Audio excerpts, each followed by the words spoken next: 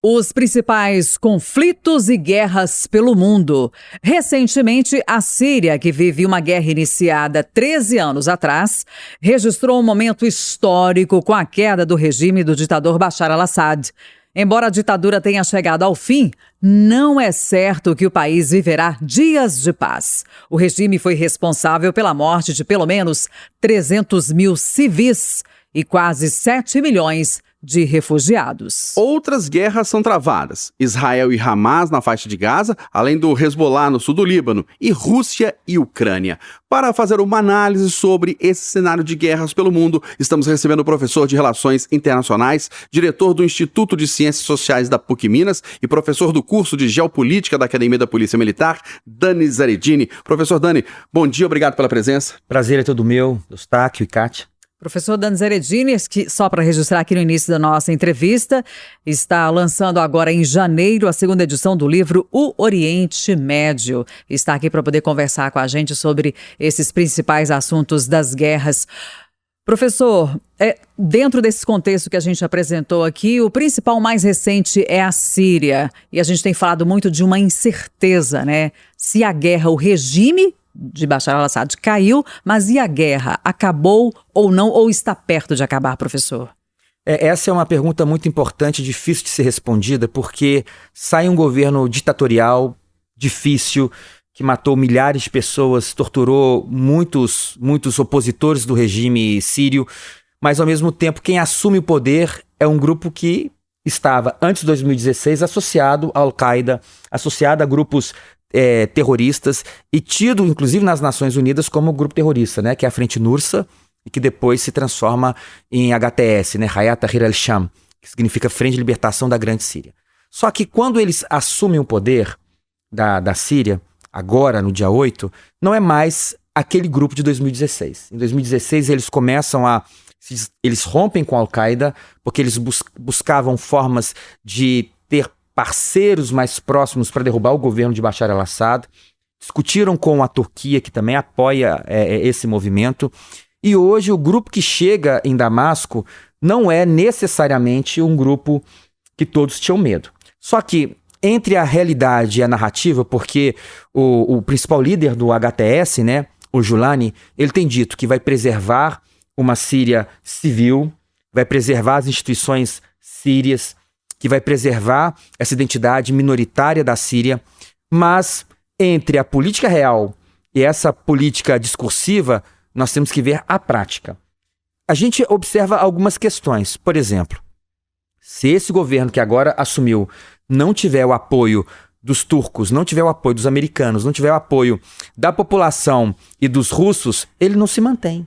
Então, eu acredito que a manutenção das instituições sírias, como eles têm prometido, o discurso que ele fez ontem, de que todos os sírios são iguais e que ele vai preservar essa identidade dos cristãos, dos drus, dos xiitas e dos sunitas, isso nos dá esperança, além do retorno massivo de sírios que estão voltando para lá. Ô professor, e as consequências da queda do regime de Bashar al-Assad vão ficar restritas à Síria ou isso vai ter repercussão no Oriente Médio como um todo, inclusive na guerra Israel-Hamas? Vai ter um impacto regional violento. Em que sentido? A Síria era um ponto muito importante para a política iraniana, no sentido de apoiar o Hezbollah, no sentido de apoiar o Hamas. E quando esse elo de conexão que é a Síria deixa de existir, Israel ganha muita força. Muita força. Então, aquilo que a gente chamava de eixo da resistência, que era liderada pelo Irã, Hezbollah, Síria, milícias xiitas no Iraque, Iêmen, ele perde um braço fundamental, que alimentava o Hezbollah no norte de Israel contra eles, que alimentava a Síria no Golã, sírio, e isso deixou de existir. E se enfraquece muito o Hamas, e se enfraquece muito o Hezbollah. Então isso provavelmente vai ter um impacto claro na política de Israel com seus vizinhos e principalmente na política de Israel com o Irã. Vai esvaziar muito o poder do Hamas e talvez possa criar mais oportunidades de um cessar-fogo, porque garante a Israel que a frente síria não é mais um problema tão grande. E que a frente libanesa não é mais um problema tão grande. A gente já tem um cessar-fogo entre o Israel e o Hezbollah, mas isso em relação ao Hamas, o senhor acredita que possa estar perto de acontecer, como o senhor também já citou aí, um enfraquecimento, né, do grupo, e vamos atualizar agora como é que está a situação também na faixa de Gaza, né, professor? Sim, eu vejo que o cessar-fogo entre Líbano, Israel e Hezbollah mostra que a situação muda drasticamente, porque o Hezbollah tinha prometido, só vou aceitar um cessar-fogo quando tiver um cessar-fogo com o Hamas, e não cumpriu a promessa, porque a guerra contra eles foi dura, Israel, Hezbollah, e isso enfraqueceu muito o Hamas, porque o Hezbollah, desde o primeiro dia, 7 de outubro de 2023, apoiou o Hamas. Agora não apoia mais, não dá conta de apoiar mais. Isso enfraquece e cria condições para que Israel possa pressionar mais o Hamas a condições que sejam mais favoráveis a ele. E o Trump já disse, eu quero um cessar-fogo Hamas e Israel antes de eu assumir. Então já falou isso com Netanyahu. Pois é, e por falar em Benjamin Netanyahu, a gente viu lá no início do conflito entre Israel e o Hamas que havia muita crítica, né, em torno da figura política do Benjamin Netanyahu. Agora com esse enfraquecimento, com o cessar-fogo com o Hezbollah, o enfraquecimento do Hamas, ele fica mais forte? Ele fica mais forte. Ele consegue, de uma maneira muito impressionante, lidar com essa realidade política e se manter no poder. Porque ele consegue coisas difíceis de serem imaginadas. Um cessar-fogo e quase que anular o Hezbollah no norte de Israel, de acabar com 80% da capacidade militar dos sírios no Golã e de enfraquecer muito o Irã. Isso dá a ele internamente, principalmente com os partidos mais conservadores, muita força. Ô professor, ali pertinho do Oriente Médio, Rússia e Ucrânia, por que a Rússia insiste em guerrear com a Ucrânia, atacar a Ucrânia, claro, resistindo também? Por que a guerra parece que não tem fim? Aquela guerra não é uma guerra só Ucrânia-Rússia, né? Aquela é uma guerra Rússia-OTAN, é uma guerra Rússia-Estados Unidos, Rússia-União Europeia. Então, o que está em jogo ali é mais o que o mundo vai ser daqui a pouco. Porque se fosse uma guerra Rússia-Ucrânia, ela acabava em uma semana. Porque a capacidade dos russos é muito maior do que a Ucrânia, mesmo com toda a coragem e valentia dos ucranianos. Então, o envolvimento dos americanos, da OTAN, no conflito, fez esse conflito perdurar. Nós vivemos hoje um dilema naquele conflito. Por quê? Porque os russos não vão devolver as terras que eles ocuparam. Quase 20% da Ucrânia está ocupada pelos russos. E, ao mesmo tempo, os ucranianos querem integrar a OTAN, querem integrar a União Europeia.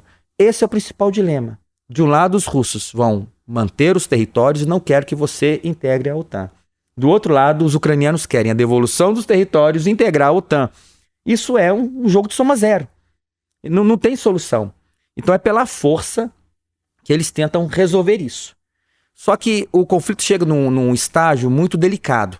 Porque o presidente Trump, que venceu as eleições dos Estados Unidos, já disse, não quer a continuidade da guerra, porque é muito dinheiro gasto com a guerra, muita gente morrendo com a guerra. É uma pauta da direita americana também acabar com essa guerra. E isso provavelmente vai acarretar em entrega de territórios para os russos. E o que os ucranianos podem ganhar em troco disso? O que os chineses vão pensar disso? Então, quando a gente pensa o conflito ucraniano, nós temos que levar em consideração algo mais amplo, que é que mundo que nasce hoje, pós-governo Biden, pós-ascensão da China, e é isso que está em xeque. Envolve potências, né? Envolve grandes potências, mas eu vejo que a preocupação hoje do presidente Trump é com a China. E lendo e observando alguns comentaristas internacionais, o Trump já havia meio que apresentado uma proposta para os russos, que era assim, vou lhe dar esses territórios perdidos pela Ucrânia, desde que você se afaste da China. Porque o maior erro do governo Biden na guerra russo-ucraniana foi jogar no colo da China os russos, que empoderou muito os russos, né? Mas isso é uma coisa que os russos não vão aceitar. Ô, professor, para finalizar, que a gente está falando aqui muito das guerras, né? As 3 maiores aí que a gente noticia sempre, mas tem outros conflitos pelo mundo, né? Tem a questão também China e Taiwan, questões ali na África, Sudão do Sul. Professor, a gente está finalizando, mas dentro do possível, atualiza o ouvinte para a gente sobre esses conflitos, a dimensão deles, a importância e por que ficar atentos. Com certeza. Nós não podemos esquecer que existe uma guerra civil no Sudão que é super sangrenta, que não se resolve. Existe um problema na Nigéria com Boko Haram, que não se resolve. Existe um problema na Somália com Al-Shabaab, que não se resolve. Você citou uma outra muito importante, que é um conflito político-militar que se arrasta desde o início da Guerra Fria, que é Taiwan, China, que não se resolve. Então o mundo possui hoje mais de 20 conflitos ativos. E nós aqui só pegamos a superfície daqueles que mais estimulam o sistema internacional.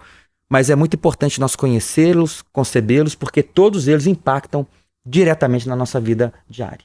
Nós recebemos mais uma vez com prazer aqui no Jornal da Itatiaia o professor de Relações Internacionais, diretor do Instituto de Ciências Sociais da PUC Minas, professor do curso de Geopolítica da Academia da Polícia Militar, Dani Zaredini, fazendo uma avaliação sobre os principais conflitos, as principais guerras hoje em curso no mundo. Professor Dani, obrigado pela presença do senhor, pela contribuição. Um ótimo 2025. Muito obrigado por você também, Eustáquio. Um prazer. Obrigada, professor. Até a próxima. Até a próxima, Kátia.